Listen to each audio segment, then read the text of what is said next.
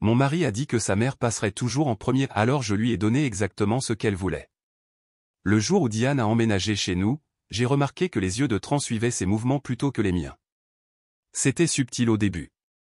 La façon dont ma tasse de café apparaissait dans ses mains chaque matin, comment mes décorations soigneusement choisies disparaissaient une par une, remplacées par ses préférences. C'est juste maman qui est maman, disait mon mari, balayant mes inquiétudes d'un rire pendant qu'elle m'effaçait méthodiquement de ma propre vie. J'ai passé des mois à me faire toute petite, ma voix devenant plus basse à mesure que la sienne devenait plus forte, jusqu'à ce moment dévastateur où Tran m'a regardé dans les yeux et a dit, c'est elle qui m'a élevé. Toi, tu peux être remplacé. Il pensait que j'allais m'effondrer. Au lieu de cela, j'ai senti quelque chose se cristalliser en moi. Un but froid et clair. Si mon mari croyait que sa mère passerait toujours en premier, alors je leur donnerais exactement ce qu'ils voulaient, mais selon mes propres termes. Et il découvrirait bientôt qu'une femme poussée à l'invisibilité voit tout. Je croyais à la vie parfaite. Vous savez, celle où l'on épouse son amour de jeunesse, on achète une charmante maison avec une barrière blanche, et on passe les week-ends à planifier son avenir ensemble autour de crêpes maison et de café. Pendant un temps, Tran et moi avions exactement ça. Notre petite maison de 3 chambres dans la banlieue tranquille de Portland était tout ce dont je rêvais lorsque j'ai quitté mon emploi de designer en entreprise pour me lancer comme styliste d'intérieur indépendante. Ça y est, m'avait murmuré Tran à l'oreille le jour du déménagement, sa précision de comptable momentanément abandonnée alors qu'il me faisait tournoyer dans notre salon vide. Notre maison pour toujours. Le « pour toujours » a duré exactement 8 mois avant que le bail de sa mère ne se termine. Ce n'est que temporaire, Cora, m'a-t-il assuré, alors que les cartons des affaires de Diane s'empilaient déjà dans notre garage. Maman a juste besoin d'un endroit où rester jusqu'à ce qu'elle trouve le sien. 3 mois, tout au plus. C'était il y a 3 mois. Maintenant, alors que je remue la sauce des pâtes de ce soir, je sens les yeux de Diane dans mon dos, analysant chacun de mes gestes comme si j'étais une candidate à une émission de cuisine qu'elle juge à contre-cœur. Ça sent intéressant, dit-elle, le mot « intéressant » suspendu entre nous comme une guillotine. Tran a toujours préféré quand j'utilisais du romarin au lieu du thym. Je force un sourire. Je m'en souviendrai pour la prochaine fois. Mais il y a toujours une prochaine fois avec Diane. Une prochaine suggestion, une prochaine amélioration, un prochain rappel qu'elle a élevé l'homme que j'ai épousé et que, par conséquent, elle le connaît mieux que je ne le pourrai jamais. La table de la salle à manger, ma trouvaille vintage que j'avais amoureusement restaurée, a maintenant une nappe que je n'ai jamais achetée. Les murs qui étaient autrefois ornés de photographies en noir et blanc de notre lune de miel arborent maintenant des photos d'enfance de Tran. Lentement, pièce par pièce, ma maison est devenue un sanctuaire au passé de son fils plutôt qu'à notre avenir commun. Maman essaie juste d'aider, dit Tran plus tard dans la nuit après que j'ai mentionné le salon réaménagé. Les coussins du canapé ont été de nouveau gonflés et repositionnés. Les plaids pliés d'une manière qui leur donne un air joli mais totalement inutilisable. Elle a tout déplacé, Tran. Même le thermostat est réglé sur 24 degrés maintenant. Tu sais que je ne peux pas dormir quand il fait si chaud. C'est juste maman qui est maman, rit-il, rejetant ma frustration d'un revers de la main. Elle aime les choses d'une certaine manière. Moi aussi, je marmonne, mais il prend déjà ses clés pour conduire Diane à sa partie de bridge hebdomadaire. Le lendemain matin, je me réveille tôt, impatiente de savourer mon café en paix dans le coin cuisine, mon endroit préféré où la lumière du soleil filtre à travers la baie vitrée, réchauffant la petite table où j'avais l'habitude de dessiner de nouveaux concepts de design. Mais Diane est déjà là, feuilletant un magazine, ma tasse spéciale à la main. J'espère que ça ne te dérange pas, dit-elle sans lever les yeux. Cet endroit reçoit une si belle lumière le matin. Je reste là, sans café et délogé, la regardant occuper non seulement ma chaise préférée, mais toute l'essence de mon rituel matinal. C'est devenu notre danse tacite. Je me taille un petit coin d'existence, et Diane y valse directement, prétendant qu'il a toujours été le sien.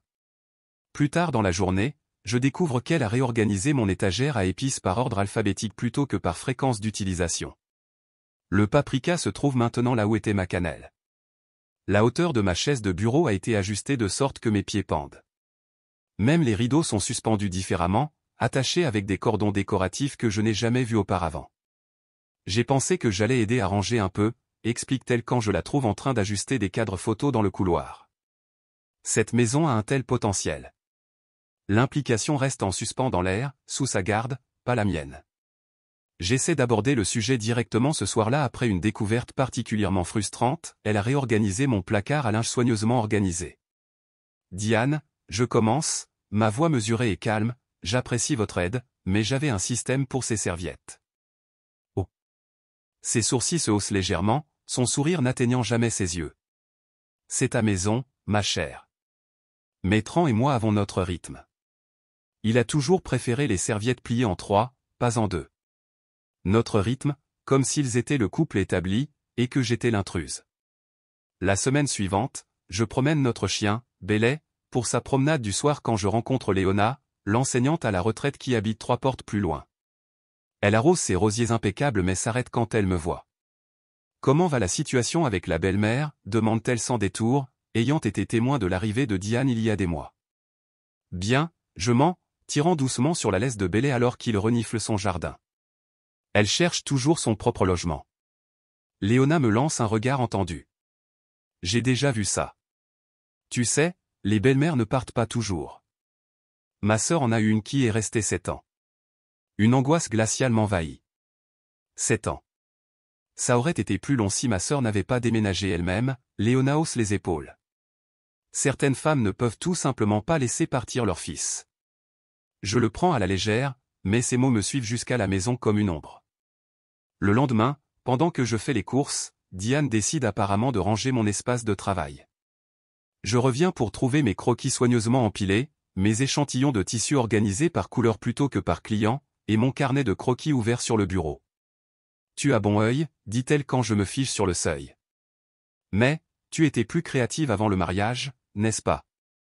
Je la fixe, me demandant comment elle pourrait bien savoir à quoi ressemblait mon travail avant que je rencontre Tran.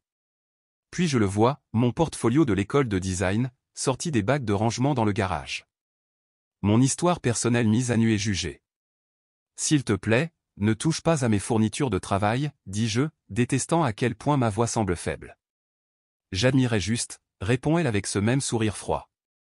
Tran a toujours dit que tu étais talentueuse. Quel dommage que tu aies abandonné ce grand poste en cabinet. Je ne l'ai pas abandonné. J'ai quitté pour poursuivre ma passion. Mais la façon dont elle le dit fait passer mon choix de carrière pour un échec. Ce week-end-là, Tran et moi avions prévu de visiter une nouvelle exposition au musée d'art de Portland, quelque chose que nous attendions avec impatience depuis des semaines. Au petit déjeuner, cependant, il n'arrive pas tout à fait à croiser mon regard. À propos d'aujourd'hui, commence-t-il, et je sais déjà ce qui va suivre. L'église de maman organise ce bingo de collecte de fonds, et elle veut vraiment y aller. Tu avais promis, Tran. Nous n'avons pas eu une journée à nous deux depuis des semaines. Je sais, mais elle ne connaît pas encore beaucoup de monde ici, et elle se sent mal à l'aise d'y aller seule. Et nos projets? On peut aller au musée n'importe quand, non? Il sera toujours là le week-end prochain. Mais le week-end prochain devient à nouveau le bingo. Le week-end suivant, Diane a besoin d'aide avec son ordinateur. Puis c'est la conduire pour rencontrer de vieux amis en visite de l'extérieur de la ville. Nos projets se dissolvent systématiquement face aux besoins de Diane.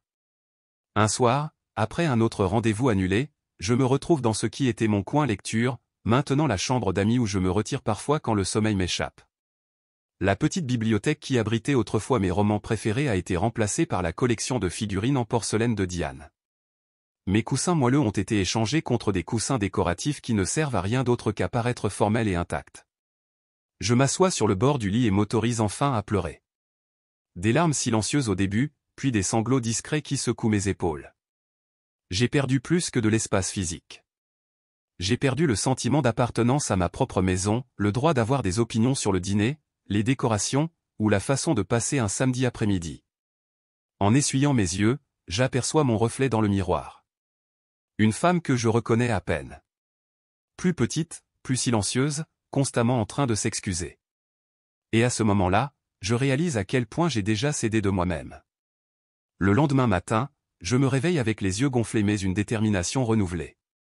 C'est toujours ma maison, notre maison, et il est temps d'établir quelques limites. Au petit déjeuner, je m'éclaircis nerveusement la gorge. Je pense que nous avons besoin de quelques règles de maison.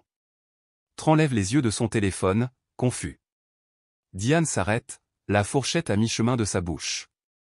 Quel genre de règles, demande-t-elle, son ton suggérant que je viens de proposer quelque chose de radical. Des choses simples, comme demander avant de réarranger les meubles ou de changer les réglages des appareils, j'essaie de garder ma voix légère, raisonnable, juste pour que nous soyons tous sur la même longueur d'onde. Tu veux que ma mère demande la permission pour régler le thermostat? Les sourcils de Tran se haussent. Pas la permission, juste la communication. Diane pose doucement sa fourchette. Si tu n'es pas à l'aise avec le fait que j'aide à la maison, ma chère, tu n'avais qu'à le dire. Ce n'est pas ça. Cora, tu surréagis, interrompt Tran. Maman essaie juste de se rendre utile pendant qu'elle est ici. Je comprends ça, mais laissons tomber. D'accord? Nous n'avons pas besoin de règles formelles. Nous sommes une famille. Famille. Le mot qui est censé me réchauffer le cœur m'emplit maintenant d'effroi.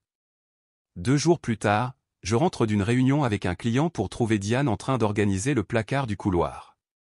Parmi les objets qu'elle a triés dans une pile de dons se trouve la courte pointe de ma grand-mère, la seule chose qu'il me reste d'elle. Qu'est-ce que tu fais? Je me précipite, arrachant le tissu délavé. Ceci n'est pas pour les dons. Oh. Diane presse une main sur sa poitrine avec une surprise exagérée. Je pensais que c'était juste de vieilles affaires. Ça avait l'air si usé, et tu ne l'utilises jamais. C'était à ma grand-mère. Je t'ai déjà parlé de cette courte pointe. Je la serre contre ma poitrine, mon cœur battant de colère et de peur. Qu'a-t-elle jugé d'autre comme étant jetable? Est-ce que ça a déjà été ramassé, je demande, scrutant les boîtes restantes. Les bénévoles de l'église sont venus il y a environ 1 heure, admet-elle sans la moindre trace de remords. Mais ne t'inquiète pas, c'était surtout juste ces vieux magazines et quelques gadgets de cuisine que tu n'utilisais jamais. Mes livres de recettes. Ma sorbetière vintage. Mes affaires. Quand j'en parle à Tran plus tard, sa réponse est au mieux tiède. Maman ne voulait pas faire de mal. Elle faisait juste le ménage. Elle a donné mes affaires sans demander, Tran. Des choses qui comptaient pour moi. On peut acheter des nouvelles choses, Cora. Ça ne vaut pas la peine de se disputer. Mais il ne s'agit pas des choses. Il s'agit de respect. Il s'agit de la lente érosion de ma présence dans cette maison. Et Tran ne peut pas ou ne veut pas le voir. Les semaines suivantes apportent plus de la même chose. Je commence à dormir plus tard, réglant mon réveil pour après le départ de Tran au travail et après que Diane ait fini son petit déjeuner. Les conversations matinales sont devenues insupportables, Diane et Tran se remémorant des voyages en famille auxquels je n'ai pas participé, des blagues internes que je ne comprends pas. Pendant ce temps, mes contributions à la conversation sont poliment reconnues, puis rapidement oubliées. Chaque tentative de reconquérir de l'espace rencontre une résistance. Quand je remets un vase là où je l'avais initialement placé, il réapparaît sur l'étagère préférée de Diane le lendemain. Quand je cuisine en utilisant mes propres recettes, les restes disparaissent mystérieusement plutôt que d'être appréciés comme repas du lendemain. Finalement, après des semaines de projets annulés, Tran accepte une vraie soirée en amoureux. Je réserve une table à notre restaurant préféré, je mets une robe que je sais qu'il adore, et je m'autorise à espérer pour la première fois depuis des mois. Nous sommes à mi-chemin de nos entrées, Tran engageant réellement la conversation sur autre chose que sa mère ou le travail, quand son téléphone sonne. C'est maman, dit-il, répondant déjà. Allô? Quoi? Est-ce que ça va? Je regarde son visage passer de détendu à inquiet en quelques secondes. On arrive tout de suite, dit-il, faisant déjà signe pour l'addition. Maman est tombée, m'explique-t-il.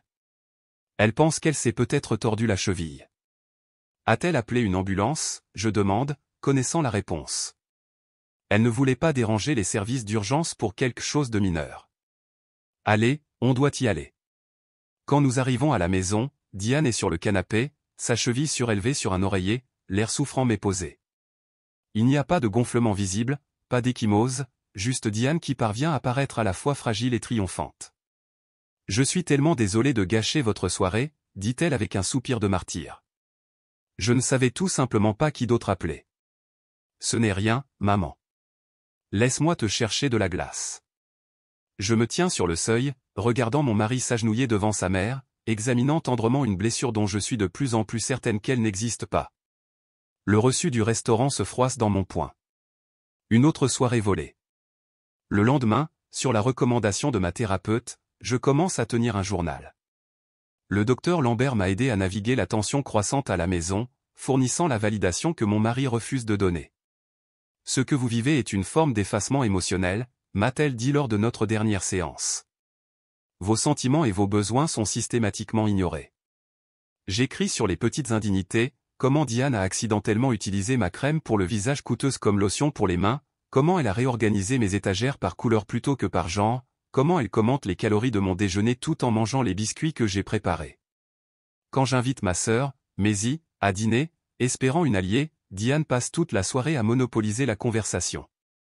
Tu devrais voir ce que j'ai fait avec le jardin, dit-elle fièrement à Maisie, comme si le petit carré d'herbes aromatiques que j'avais commencé était sa création. Cora essaie, la pauvre, mais certaines personnes n'ont tout simplement pas la main verte. Maisie me lance un regard inquiet par-dessus son verre de vin. Plus tard, alors que nous faisons la vaisselle ensemble, elle murmure, « C'est quoi ce bordel, Cora ? Depuis combien de temps est-elle comme ça ? Depuis qu'elle a emménagé, j'avoue.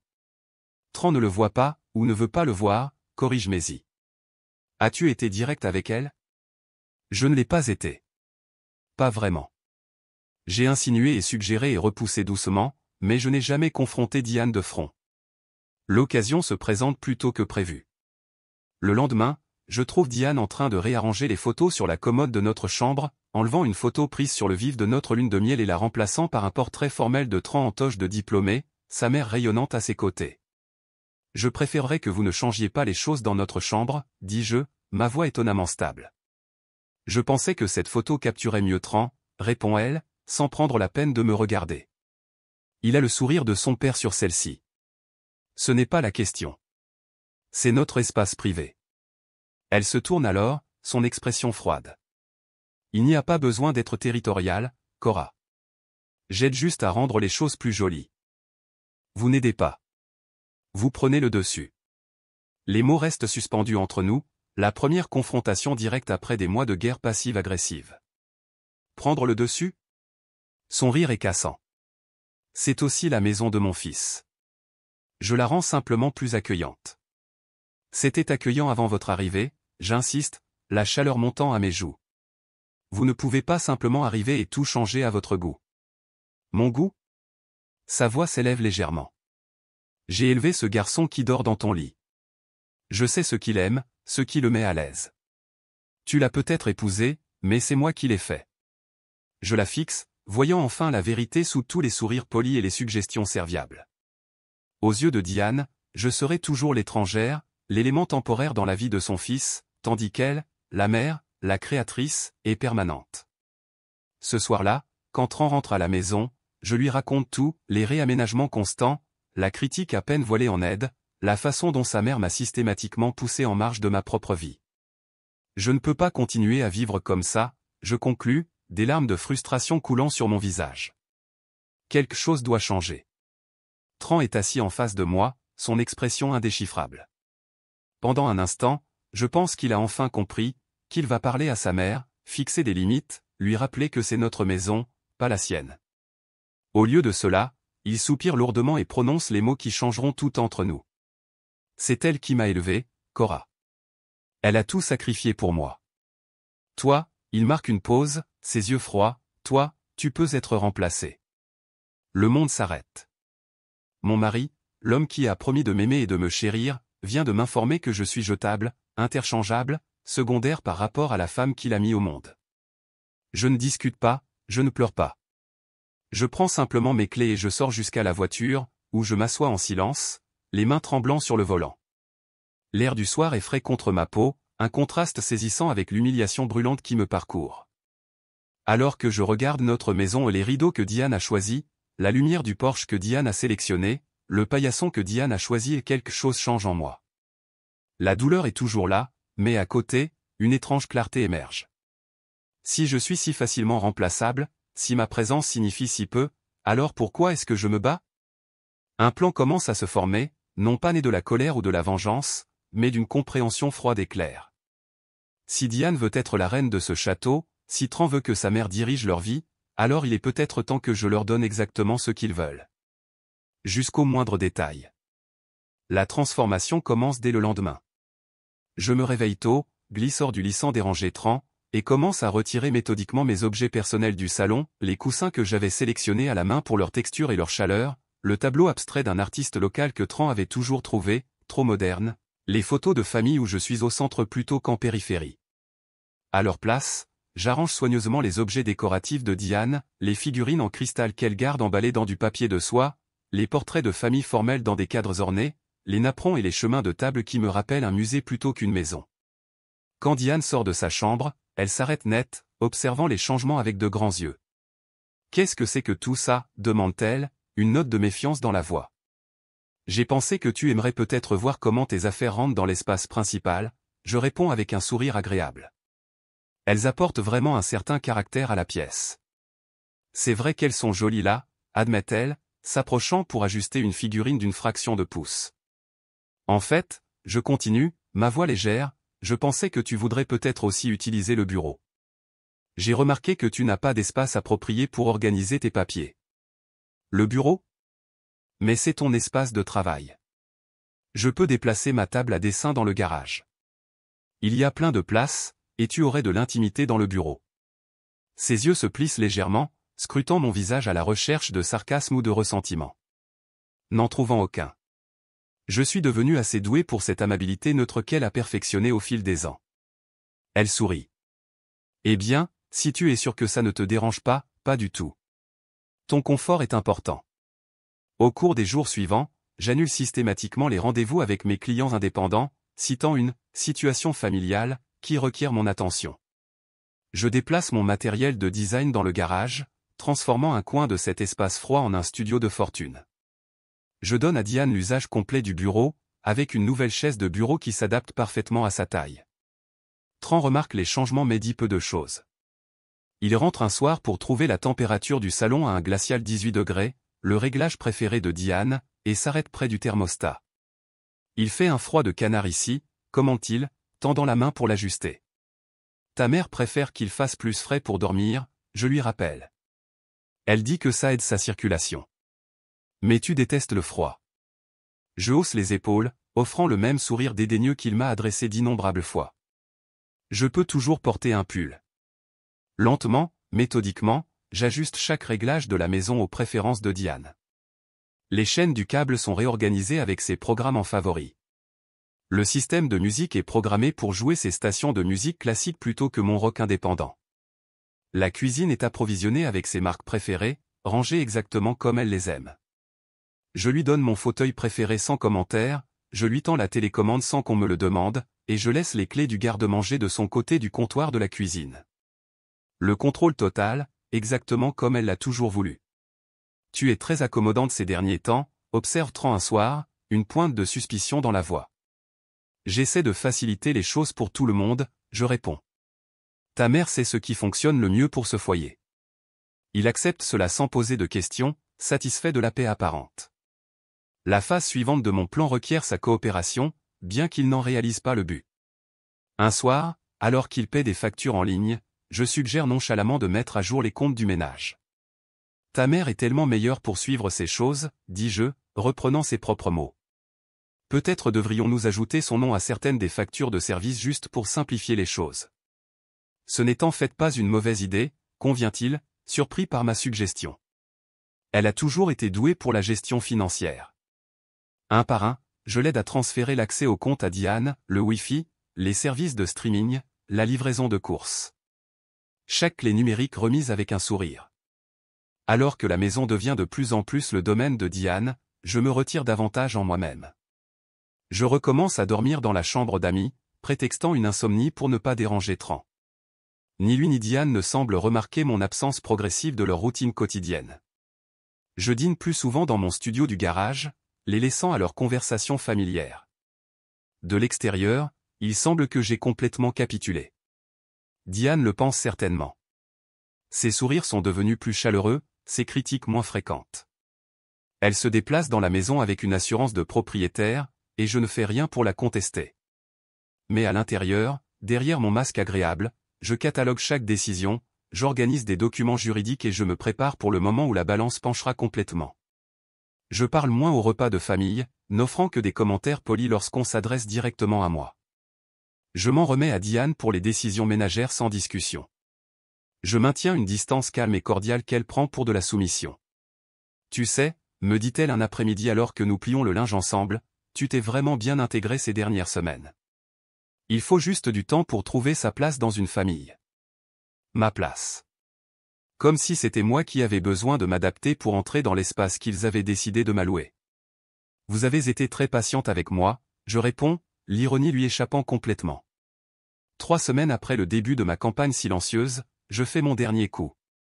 Je commande à un artisan local une plaque personnalisée. Rien d'ostentatoire, juste un simple et élégant morceau d'érable avec des lettres soigneusement gravées au feu. Quand elle arrive, enveloppée dans du papier brun, je la présente à Diane après le dîner, alors que Tran est encore à table. « Qu'est-ce que c'est » demande-t-elle, sincèrement surprise par le cadeau. Juste un petit témoignage de reconnaissance, j'explique pendant qu'elle la déballe. La plaque dit « sa maison, ses règles ».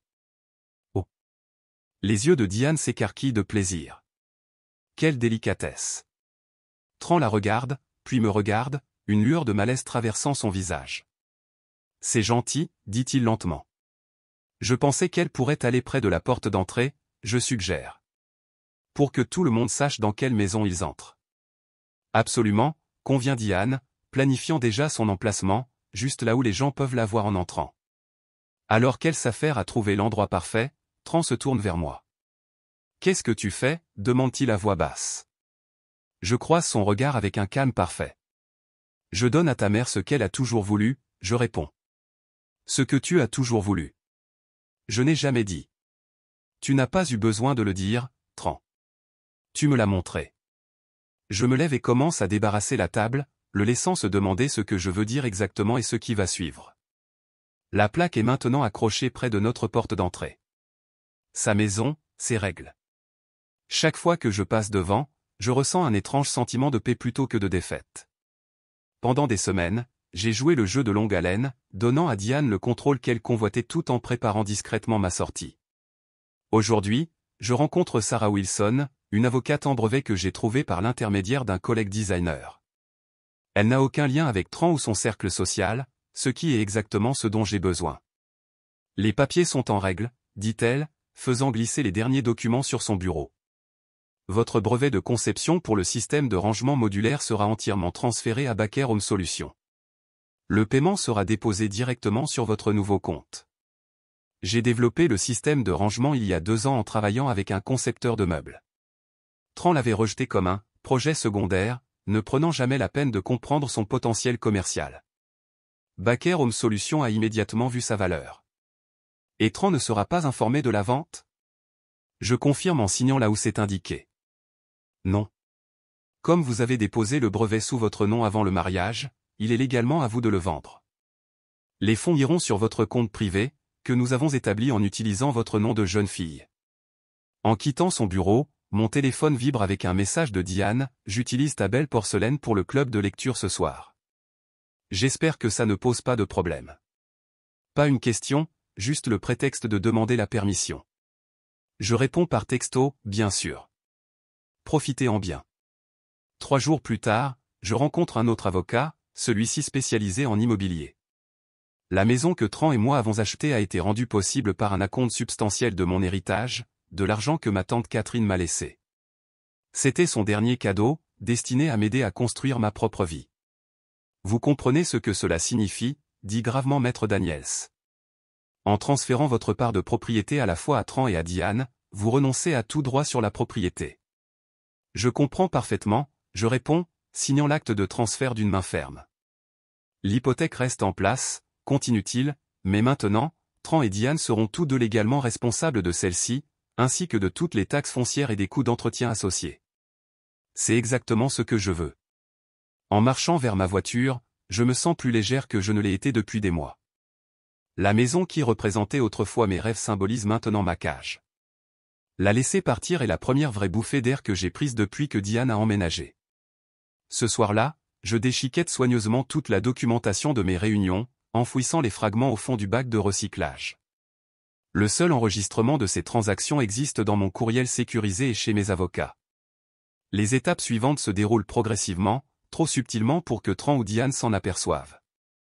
Je reprends mon nom de Cora Mitchell sur mon permis de conduire, affirmant à la préfecture que je ne l'avais jamais officiellement changé après le mariage. Je mets à jour mes profils professionnels en ligne, m'inscrivant comme Cora Mitchell, anciennement Andrew. Je redirigeais mon courrier professionnel vers une boîte postale plutôt qu'à notre domicile. Quand Diane commente le manque de courrier, je souris et dis, je réduis juste le gaspillage de papier. Notre anniversaire de mariage arrive un mardi. 5 ans ensemble, bien que la dernière année puisse à peine être qualifiée de partenariat. J'attends toute la journée un signe de reconnaissance de la part de Tran. Un texto, un appel, même une carte achetée à la hâte. Rien ne vient. Au lieu de cela, au dîner, Diane dit, « Oh, Tran, as-tu pensé à prendre ces fleurs pour moi? Les pivoines que j'ai mentionnées? Je les ai prises ce matin, répond-il, sortant un bouquet de derrière sa chaise. Tes préférés. Diane rayonne, les arrangeant dans ce qui était le vase de ma grand-mère. Tu as toujours été si attentionné, même quand tu étais petit garçon. Je regarde cet échange en silence, notant que Tran ne me regarde qu'après que les fleurs ont été exposées. Il y a de la confusion dans ses yeux, puis une horreur naissante alors qu'il réalise quel jour on est. Cora, Le saumon refroidi, j'interromps agréablement. Diane, voulez-vous plus de vin blanc? La soirée se passe dans un flou de conversation banale. Après le dîner, Tran tente de me prendre à part, mais je suis déjà en train de rassembler mes clés. Où vas-tu? Demande-t-il, sa voix teintée de désespoir. Les Wilson organisent un dîner pour les designers locaux, j'explique, un mensonge crédible puisque j'avais mentionné cette possibilité il y a des semaines. Je te l'ai dit la semaine dernière. Il n'écoutait pas. Bien sûr, il n'écoute jamais. Mais nous devons parler d'eux. Je suis déjà en retard. On pourra parler demain. Il n'y a pas de dîner. Au lieu de cela, je conduis jusqu'à l'appartement de Maisie de l'autre côté de la ville, où je passe la soirée à boire du vin et à finaliser les détails de mon plan. Tu vas vraiment jusqu'au bout? Demande Maisie, son inquiétude évidente. Il le faut, je réponds. Tu n'as pas vu comment c'était. J'en ai assez vu à ce dîner, mais es-tu sûr de leur donner la maison? Tu y as mis tellement de toi. La maison a cessé d'être la mienne le jour où Diane a emménagé. Je ne fais que rendre les choses officielles. Je rentre tard, bien après que Tran et Diane se soient couchés. En passant devant la plaque près de la porte, sa maison, ses règles, je trace les lettres du bout du doigt, un geste d'adieu à la vie que j'avais essayé de construire. Le lendemain soir, c'est le dîner mensuel du club de bridge de Diane, qu'elle a insisté pour accueillir depuis son emménagement. Des femmes de son groupe d'église se rassemblent dans notre salle à manger, s'exclamant sur le décor que Diane a choisi, complimentant la nourriture que Diane a choisie, bien que ce soit moi qui l'ai cuisinée, admirant la maison que Diane a arrangée. Vous avez fait des merveilles avec cet endroit, dit une femme, adressant clairement son commentaire à Diane plutôt qu'à moi. C'est incroyable ce que la touche d'une mère peut ajouter à une maison, répond Diane, me lançant un sourire qui n'atteint pas ses yeux. Je m'excuse tôt, prétextant un mal de tête. Personne ne remarque quand je sors par la porte d'entrée, mon sac de nuit déjà caché dans ma voiture. Chez Maisie, je termine la lettre que je rédige depuis des jours. Pas un manifeste de grief ni un adieu amer, mais une évaluation lucide de ce que notre mariage est devenu. Tran. Au moment où tu liras ceci, je serai parti. Pas temporairement, pas pour marquer un point, mais définitivement. J'ai réalisé quelque chose ces derniers mois, un mariage ne peut pas survivre quand une personne est perpétuellement secondaire. Tu as dit que je pouvais être remplacé. La vérité, c'est que je l'étais déjà au moment où ta mère a emménagé et où tu as choisi son confort plutôt que notre partenariat. J'ai transféré ma part de la maison à vous deux. Elle est légalement à vous maintenant, comme elle l'a été fonctionnellement depuis l'arrivée de Diane. Toutes les factures de service et les comptes ont été mis à jour pour refléter ce changement. Tu trouveras la documentation nécessaire avec cette lettre. Je ne te hais pas. Je ne te blâme même plus. Nous voulons simplement des choses différentes. Tu veux une vie où ta mère passe en premier, et je veux une vie où je compte. Je vous souhaite à tous les deux le meilleur dans la maison que vous avez créée ensemble. Cora. Je scelle l'enveloppe avec des copies des documents de transfert de propriété et des informations de compte mises à jour. Demain matin, pendant qu'ils dormiront, je laisserai tout sur la table du petit déjeuner et je m'éloignerai de la vie qui ne me correspond plus. Cette nuit-là, allongé sur le canapé-lit de Maisie, je ne pleure pas. Pour la première fois depuis des mois, je dors profondément et sans rêve, libéré du poids d'essayer d'exister dans des espaces qui n'ont jamais été faits pour moi. L'aube se lève, claire et lumineuse. Je rentre à la maison une dernière fois, chronométrant mon arrivée pour un moment où je sais que Tran et Diane seront encore endormis. La maison est silencieuse, la vaisselle du petit déjeuner d'hier encore dans l'évier. Des preuves de la soirée de bridge jonchent la salle à manger, verre à vin, serviettes, miettes de dessert. Je me déplace silencieusement à travers des pièces qui contenaient autrefois mes espoirs. Dans la chambre, Tran dort seul, son visage troublé même dans le repos. Je ne m'attarde pas.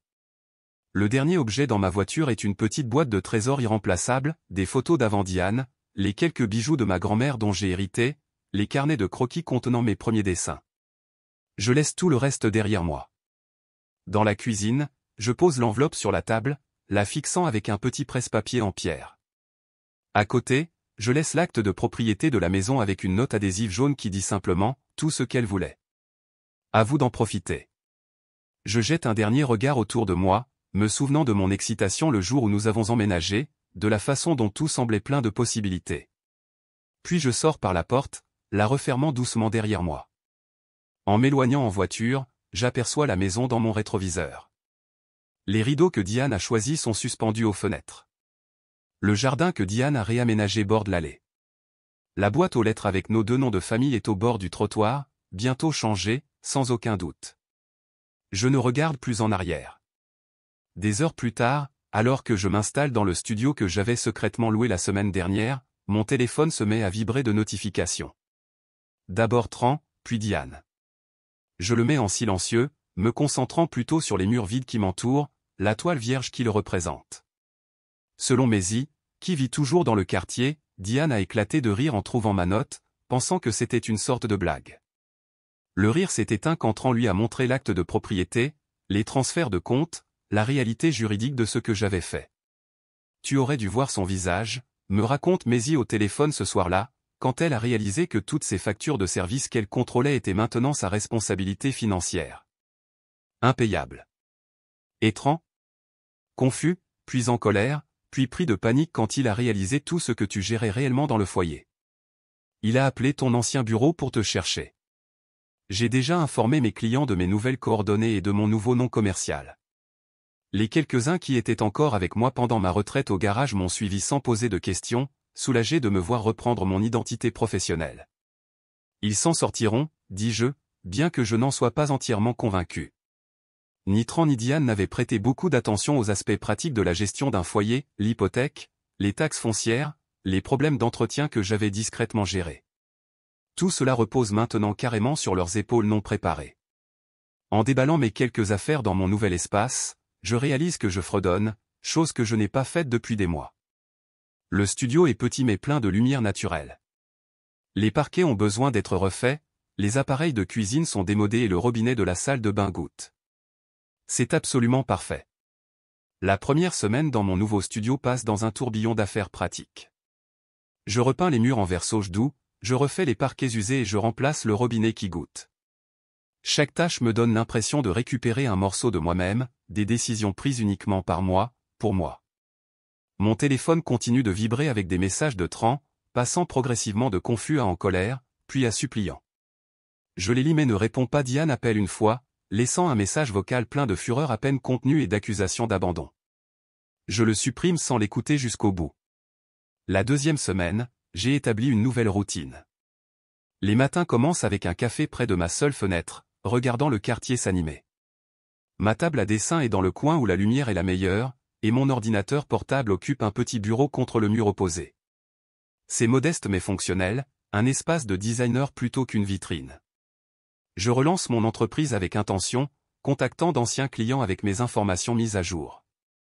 La plupart se souviennent de moi d'avant mon mariage, quand mon travail avait plus de caractère, plus de personnalité. 3 contrats signés en quelques jours. C'est bon de retrouver l'ancienne Cora, me dit l'un d'eux autour d'un café. Ton travail récent était magnifique, mais il semblait contraint d'une certaine manière.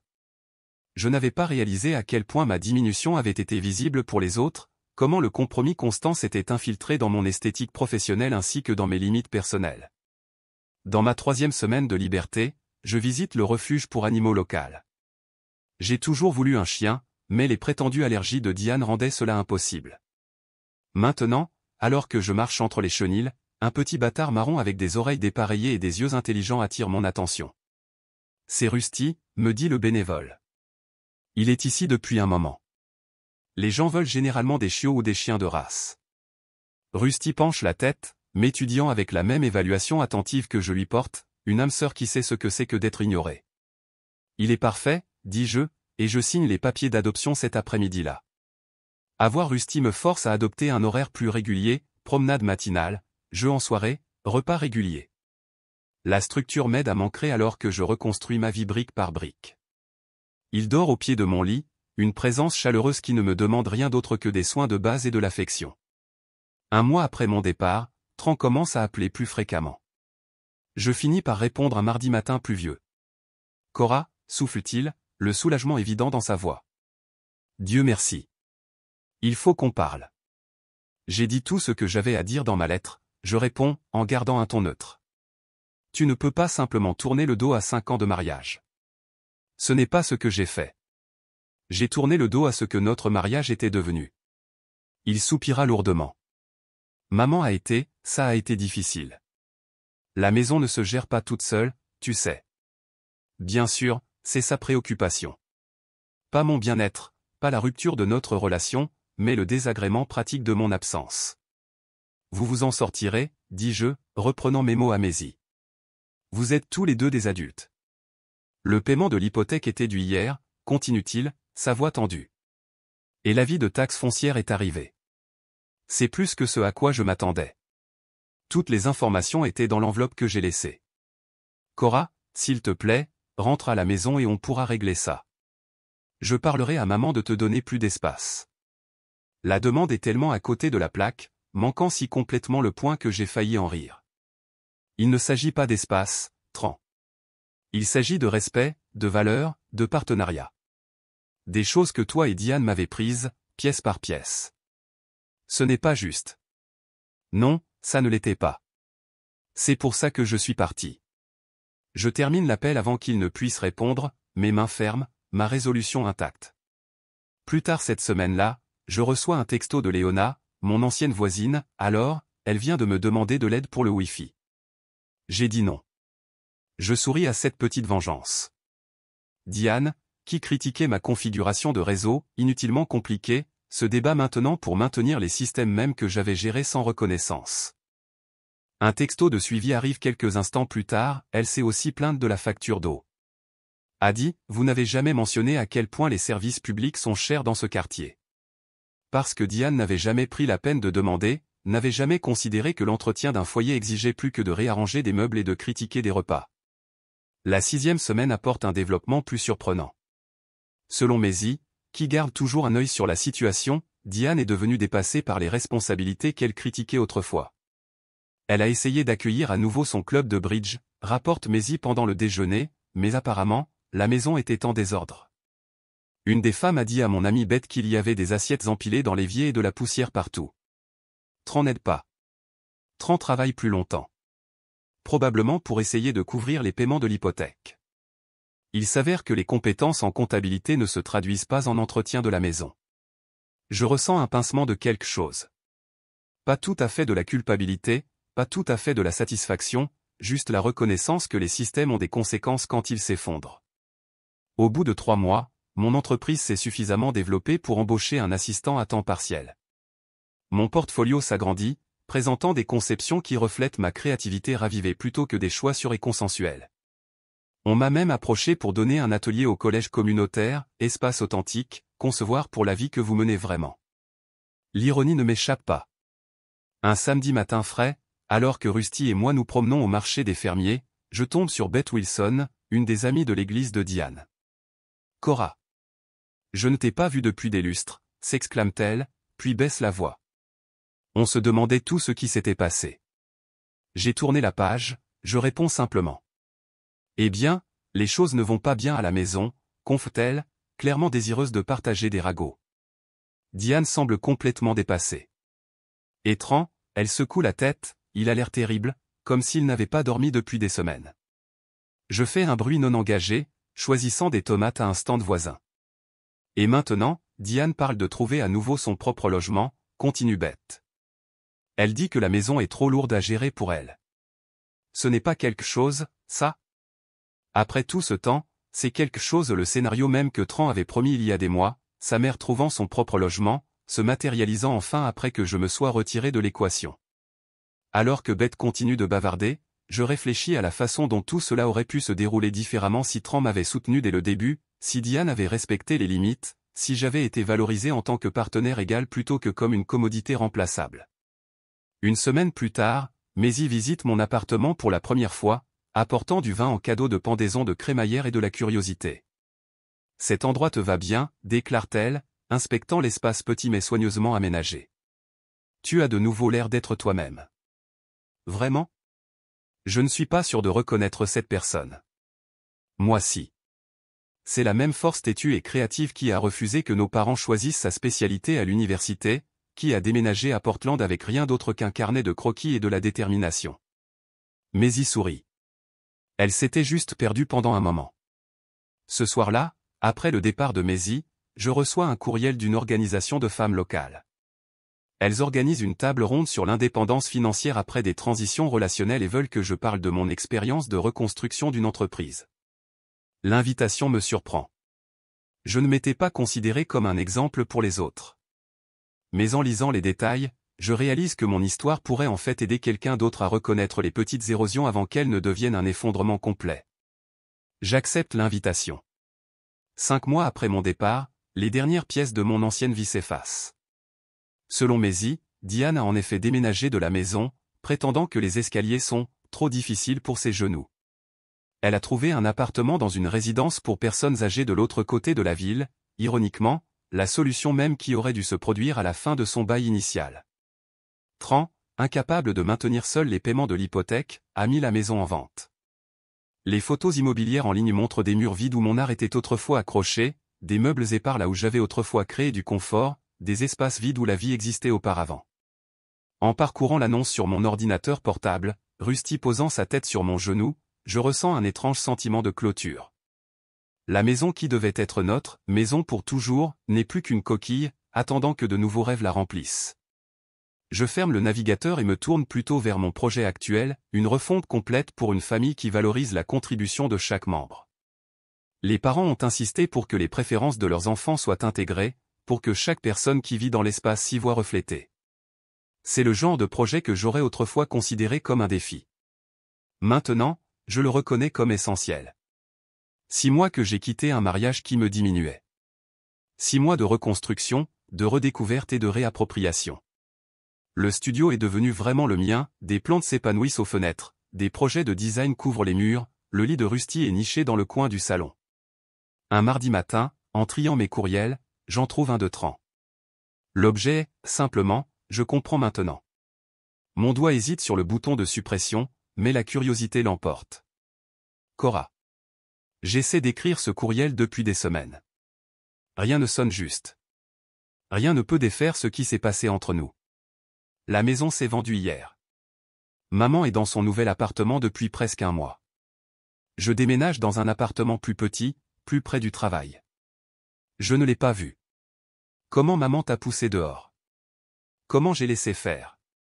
Comment j'ai choisi son confort plutôt que notre mariage? Je le vois maintenant.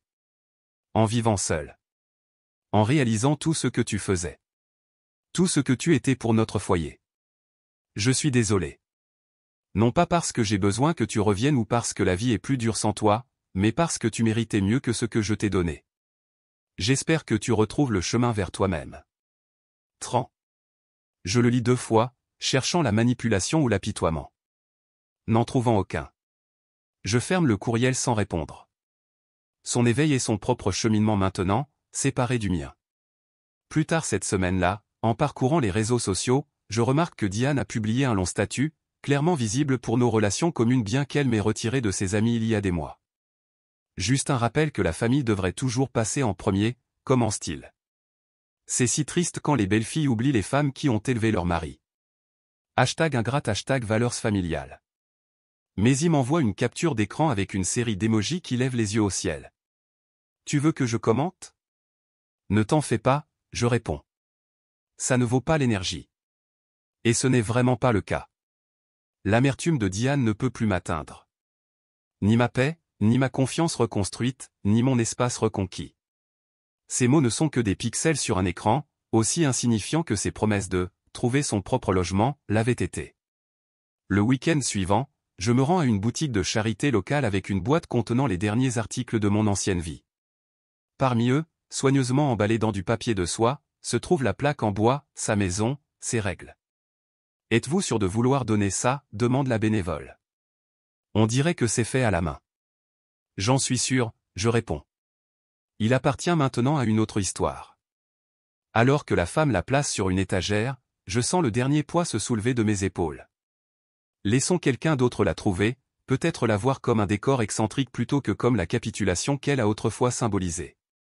De retour à mon appartement, j'arrose ma collection grandissante de plantes d'intérieur, y compris un petit jardin d'herbes aromatiques en pot sur le rebord de la fenêtre. J'ai nommé le basilic, Gracie, en l'honneur de ma grand-mère, la femme qui m'a appris que la force ressemble souvent à une persistance tranquille plutôt qu'à un défi bruyant. Tu serais parti plus tôt, dis-je à la plante, me souvenant de la sagesse pratique de grand-mère Grèce. Et tu aurais emporté la belle porcelaine avec toi. Mon entreprise de design continue de prospérer. Lors d'une exposition sur l'habitat à Seattle, je présente un concept d'espace de vie adaptable, des maisons qui évoluent avec les familles, avec une flexibilité intégrée plutôt que des définitions rigides. Qu'est-ce qui a inspiré cette approche ? Demande un autre designer lors de l'événement de réseautage qui a suivi. La reconnaissance que les maisons devraient servir les gens qui y vivent, je réponds. Pas l'inverse. Alors que nous discutons d'innovation matérielle, je remarque un homme qui écoute attentivement en marge de notre groupe. Quand la conversation change, il se présente comme James, un architecte spécialisé dans le logement urbain durable. J'ai apprécié votre perspective sur les espaces adaptables, dit-il. La plupart des designers se concentrent d'abord sur l'esthétique, ensuite sur la fonction. La forme suit la fonction, je réponds, mais les deux devraient suivre les humains réels qui habitent l'espace. Nous échangeons des cartes de visite et un sourire sincère. Pas le début de quelque chose de spécifique, juste un moment de connexion professionnelle qui semble rafraîchissant d'égalité. Le mois suivant, James m'envoie un courriel au sujet d'une collaboration potentielle sur un projet de logement communautaire. La réunion initiale mène à des discussions autour d'un café sur la philosophie du design, qui évolue progressivement en conversation sur les livres, la musique et, finalement, les histoires personnelles. Contrairement à Tran, James écoute quand je parle. Il pose des questions parce qu'il s'intéresse aux réponses, pas parce qu'il attend son tour pour parler. La construction lente et prudente de la confiance ressemble à la conception d'une fondation, méthodique mais essentielle. Au 8e mois de ma nouvelle vie, j'ai déménagé dans un appartement plus grand avec un véritable espace de bureau. Rusty a un petit jardin pour s'amuser, et ma liste de clients s'est suffisamment allongée pour me permettre d'embaucher un deuxième assistant. Le projet de logement communautaire avec James a reçu une approbation préliminaire, et notre relation professionnelle s'est approfondie en une amitié avec un potentiel pour plus.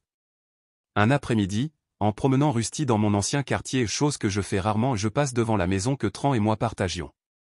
De nouveaux propriétaires ont peint la porte en jaune vif et planté des fleurs sauvages là où se trouvaient autrefois les rosiers structurés de Diane. Des vélos d'enfants sont appuyés contre le porche, et le son de rire s'échappe des fenêtres ouvertes. La maison a l'air heureuse, je réalise, habitée, aimée. Je ne ressens aucune jalousie, aucun sentiment de perte, juste de la reconnaissance que les espaces peuvent guérir autant que les gens. Ce soir-là, assise près de ma fenêtre avec un café à la main, regardant le coucher de soleil peindre le ciel de nuances d'or et de rose, je réfléchis au parcours de l'année écoulée, les petites érosions qui sont devenues un glissement de terrain, la clarté douloureuse qui a mené à des fins nécessaires, la reconstruction tranquille qui a suivi. J'ai donné à Diane tout ce qu'elle voulait, une maison à diriger, un fils à contrôler, une vie arrangée selon ses spécifications.